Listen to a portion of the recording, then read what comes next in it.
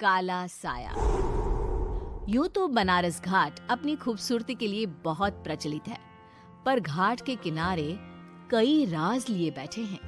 ये कहानी शुरू होती है बनारस के घाट के पास बने ममता निवास से, जहाँ प्रिया लाल जोड़े में ममता के घर उसकी बहू बनकर आती है। आओ आओ बहू, घर को अपने पैरों से पवित्र करो। ममता घर की दहलीज पार कर ही रही होती है कि अचानक एक बहुत गंदी सी बास पूरे घर में फैल जाती है।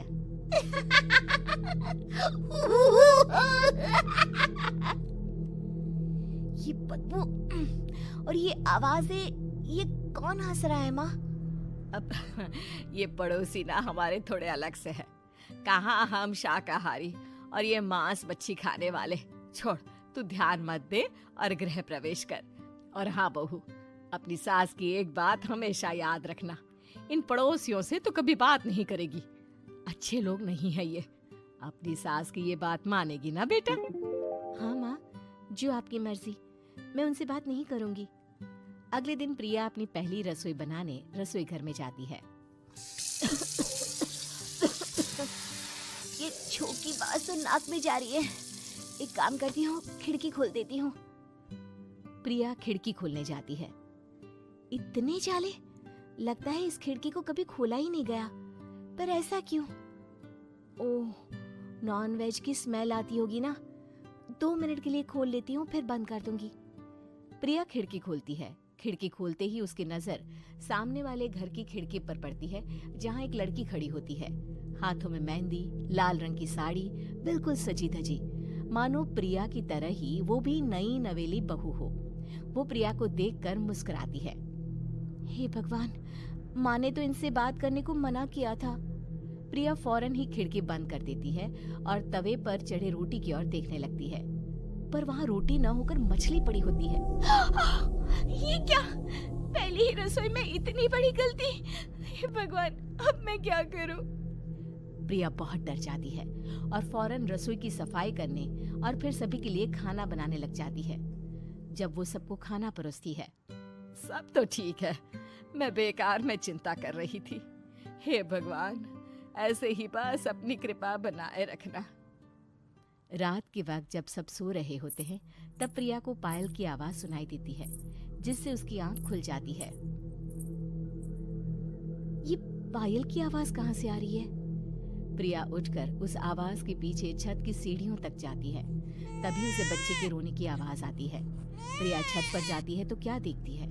वही लाल साड़ी वाली लड़की अपनी गोद में एक नवजात बच्चे को घुमा घुमा कर सुला रही है। तभी प्रिया की नजर उसके पेट पर पड़ती है। ओह गॉड, ये तो प्रेग्नेंट भी है। सुनिए, बच्चा सो नहीं रहा है क्या? मैं कुछ मदद करूं? नहीं नहीं, आपके घर वालों को अच्छा नहीं लगेगा, मैं संभाल लूंगी। स्नेहा की गोद से बच्चा हाथ मारकर प्रिया की गोद में आने को छटपटाने लगता है। दोनों घर अगल बगल में बने होने के कारण प्रिया उस बच्चे को गोद में ले लेती है। प्रिया के पास आते ही वो सो जाता है। बच्चे का वो स्पर्श रात भर प्रिया भूल नहीं पाती और अगली सुबह वो छत पर कपड़े सुखा रही होती है। तभी उसे एक औरत इशारा करके बुलाती है। स्नेहा कह रही थी बाबू तुम्हारी गोद में आते ही सो गया। मैं गौरी, स्नेहा की माँ हूँ। बहू, घर आना, बाबू को खिला भी लेना। शाम को जब घर पर कोई नहीं रहता, बच्चे से मिलने के लिए प्रिया छिपकर अपनी पड़ोसन के घर चली जाती है और कुछ देर बच्चे को खिलाकर वापस लौट आती है। इसके कुछ दिन बाद ही प्रिया को पता चलता है कि वो माँ बनने वाली है। ममता की खुशी का ठिकाना नहीं रहता।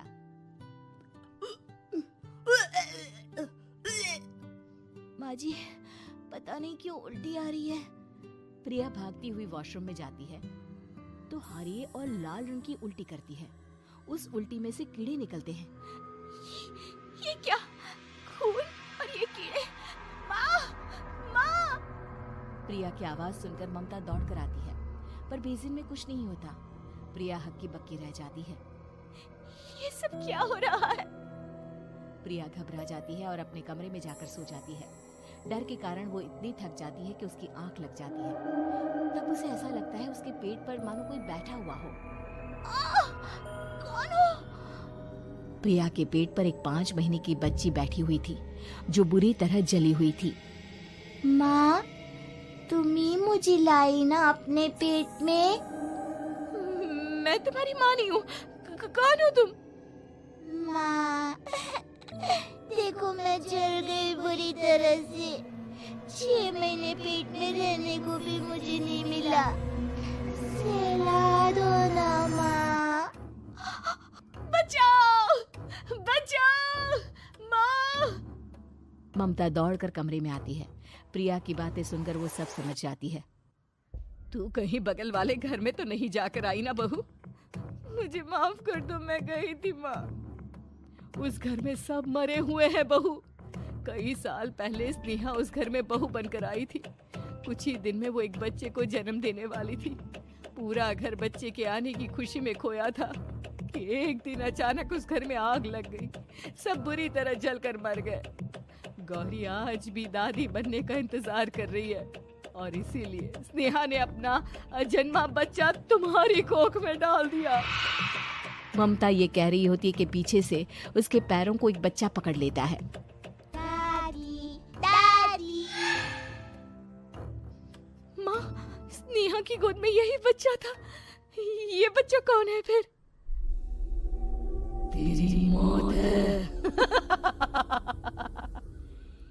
तेरी भी दादी। जिस चीज का ममता को डर था वही हो गया। ममता निवास के ऊपर मौत ने चादर बिछा दी थी। प्रिया का पेट ऐसे बढ़ जाता है मानो 9 महीने का हो। 2 हाथ उसके पेट से बाहर निकलते हैं। बहू, संतोष को फोन कर, किसी पंडित जी को बुला बहू। प्रिया का पति भागता हुआ घर आता है। ये तो होना ही था माँ। तेरा पाप तेरे सामने आ गया तो तू सह नहीं पा रही है। स्नेहा घर में आग लगी नहीं थी, माँ ने लगाई थी प्रॉपर्टी की लालच में। और वो बच्चा मेरी पहली पत्नी का बच्चा है, मेरा बेटा, जो कि उस आग की चपेट का शिकार हो गया था। मैंने तुमसे ये सब माँ के कहने पर छुपाया था। मुझे माफ कर दो प्रिया। तुम अगर चाहो तो यहाँ से जा सकती हो। मैं तुम्हें किसी भी बंधन में रखना नहीं चाहता। मेरी शादी हुई है आपसे, मैं आपको छोड़ नहीं सकती, पर उससे पहले हमें स्नेहा, उसकी माँ और बच्चे की आत्मा की शांति करवानी होगी। संतोष और ममता गौरी के घर जाते हैं। अंदर सब कुछ जला हुआ होता है। जमीन पर जली हुई लाशें बिखरी हुई थी। ममता रो रो कर अपनी करने की माफी गौरी से मांगती है।